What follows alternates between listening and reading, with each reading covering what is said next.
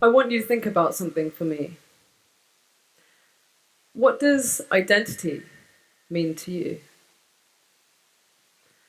What is your identity?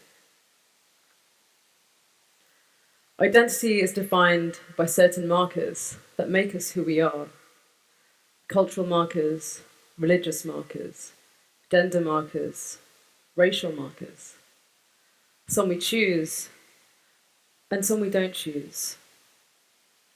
Our identities are an ever-changing kaleidoscope of history, experience, and choice. I feel that there's an assumption in the society that the communities I'm a part of don't all fit together. But actually, my gender is never going to be separate from my race. And my race is never going to be separate from my faith. I think we need to smash the assumption that you have to lose a part of yourself to find the rest. That you can only be one minority at a time. That I am not trans enough because I am brown enough. Or that I am too queer to call myself Muslim. So what does identity mean to me? Well, it took me many years of internalized racism, transphobia, and Islamophobia before I started to learn who Sabah really was. Many trans people go on a journey they call their transition. For me, this is my journey of reclamation.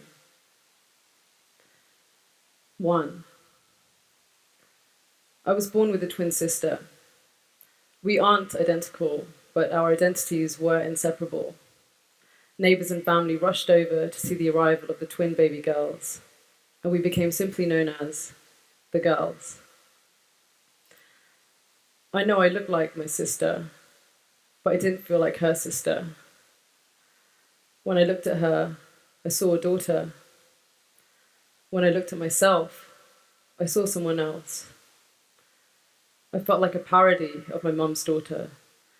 Dresses never fit the same, and I would constantly complain.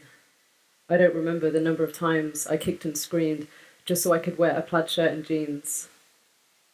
Every year on our birthday, our mum would make us wear the same dress or shalwar kameez and rub blush and bronzer on our faces.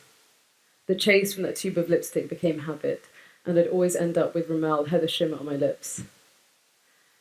My sister and I would stand there together with matching faces and matching dresses, the air thick with candle smoke, and in front of all of our family and friends, I'd pretend that this is exactly what I wanted to wear on my 3rd, 4th, 6th birthday. I know I looked like a girl, but I didn't feel like a girl. I know I looked like my sister, but I didn't feel like her sister. I was a child of 7, and I knew I was different. I remember looking at my hairy brown body in the mirror and feeling so disconnected. It didn't feel like mine. And I'd prayed to Allah every night, for every tomorrow, for the transition I would eventually undergo 15 years later. I feel like we all have a gay cousin or a queer relative in our family somewhere. If you don't have one, then it's probably you. I have a gay cousin, and that was how I tested the water with my parents, pushing their opinions and beliefs, asking, what if it was me? Until it was so obvious that they finally asked me if there's something I wanted to tell them. I don't think I ever said the words. I was 15 when I came out as a lesbian. I felt a little more at home. But although I came out as a lesbian, I always called myself gay. You see, I didn't want my gender to be defined by the people I was attracted to, and at that time, it meant a woman liking women. There were just no other boxes to tick. I just knew I wasn't straight. And I felt like I had permission to be more me under this identity. Plus, I think my parents initially accepted it because being gay isn't something you can see, meaning It's something you can hide. 2. Soon after I came out, I followed the classic gay narrative. I moved to Brighton when I was 18, I coloured my hair, and I got lip piercings. My family felt my move hard and felt I was moving away from more than a place I called home. They acknowledged my queerness as a Western disease and saw my expression as a rebellion against our desi roots, as if coming out was a way to be closer to white culture, as if I wanted to be queer, I had to be white, which was exactly how I felt. When I saw an endocrinologist for hormones, he asked me if I had changed my name yet. I was 22. You see, being trans is measured by how much you want it, and at that time, it meant changing your name. No, I replied. I'm keeping it. Sabah is a unisex Arabic name. It means dawn. This didn't sit well with him. He told me that he had only ever met women called Sabah, which made it a woman's name.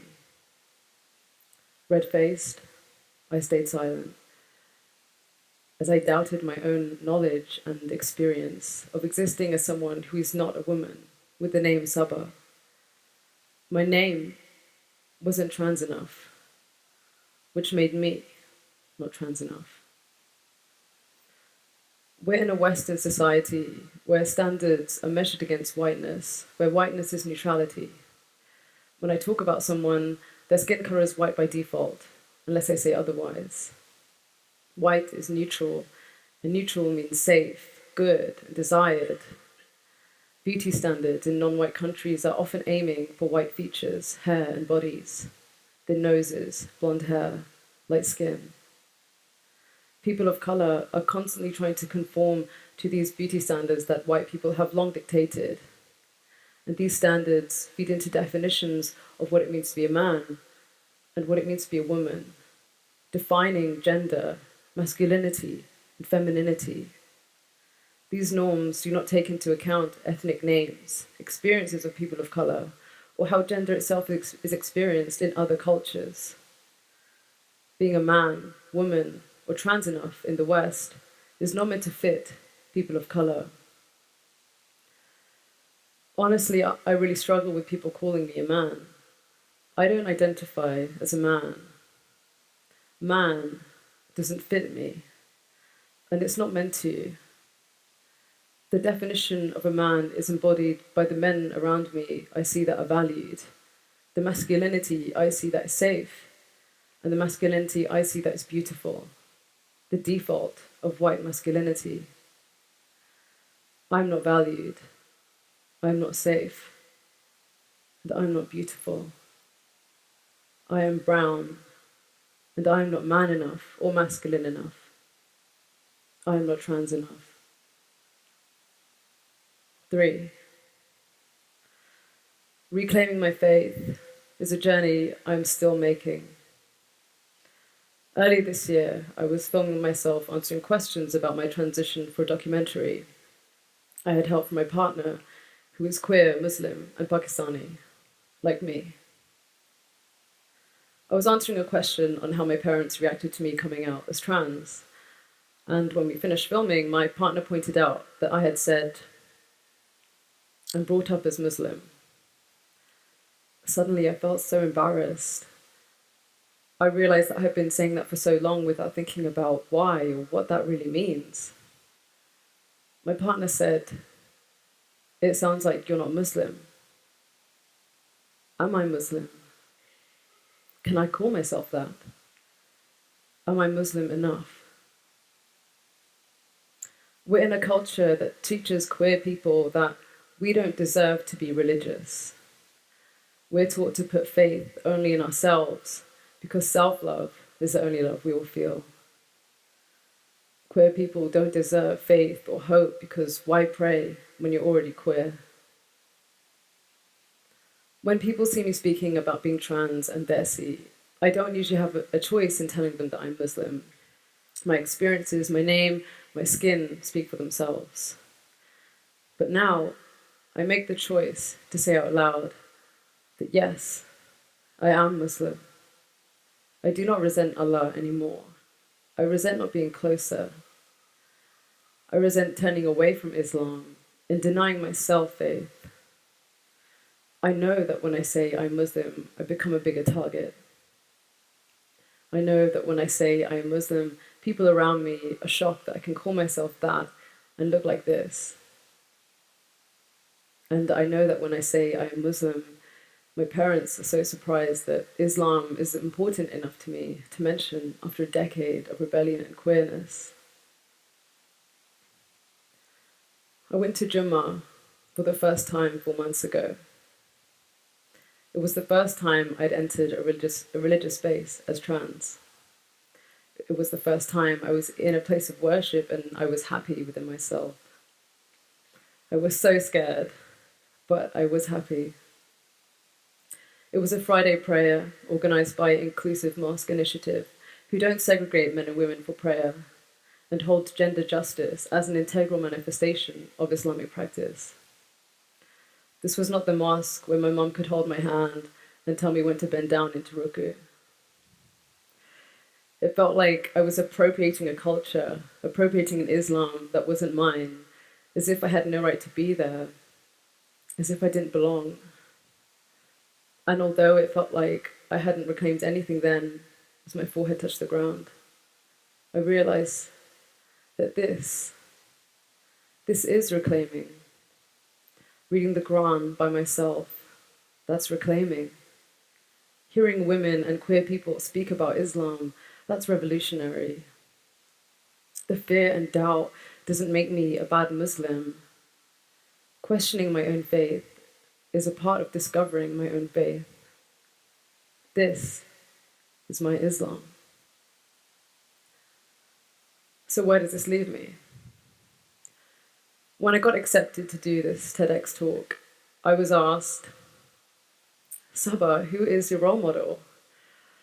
Oh, my role model, someone I've always looked up to, someone I've aspired to be since I was younger.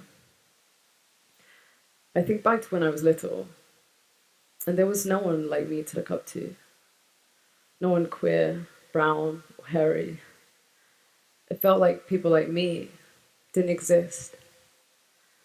And I think there's a certain privilege to be having a role model, to be able to see that there's someone like you in the paper, in the TV, in your family, someone who's being every part of themselves, smiling and surviving.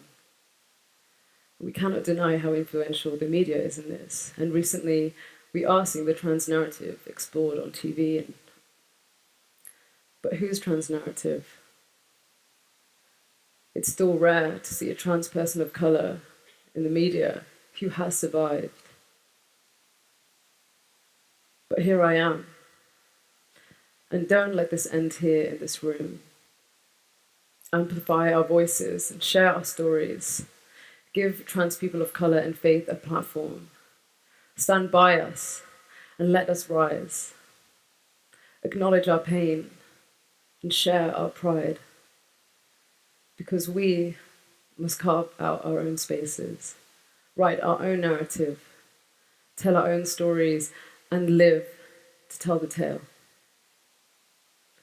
I am trans enough. I am brown enough. I am Muslim enough. This is my story. Thank you.